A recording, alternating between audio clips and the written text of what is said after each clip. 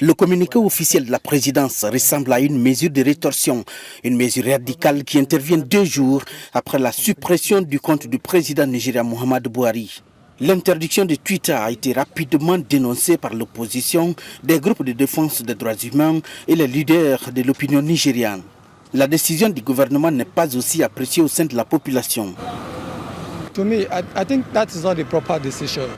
Clairement, pour moi, ce n'est pas la bonne décision. Le monde d'aujourd'hui est digital. Donc, toute information utile que vous souhaitez diffuser, il suffit de la poster sur les réseaux sociaux. Ça va bien plus vite que d'intervenir sur les antennes de radio ou la télévision.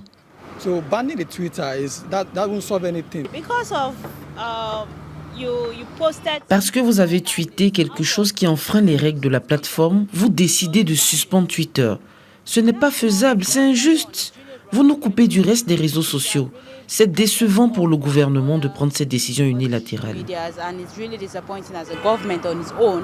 Mardi, le président nigérien confronté aux violences communautaires dans plusieurs coins du pays a publié un message sur Twitter destiné aux groupes d'opposition et menacé de les traiter dans le langage qu'ils comprennent. Le message a été par la suite supprimé par la plateforme, provoquant la colère des autorités fédérales qui ont accusé Twitter de mener des activités suspectes dans le pays. Pour cet expert et bloqueur nigérian, il y a toujours une possibilité pour les Nigérians de continuer à tweeter. Nos dirigeants doivent comprendre que le monde a changé. Dans le monde digital, vous ne pouvez pas véritablement empêcher les gens de s'exprimer. Vous pouvez essayer de le faire, mais ils trouveront toujours un moyen. Le monde digital, c'est comme la route pour le marché, il n'existe jamais une voie unique. Le président Buhari n'a pas mentionné de groupe spécifique, mais il s'agit d'un message destiné aux séparatistes du Biafra dans le sud du pays.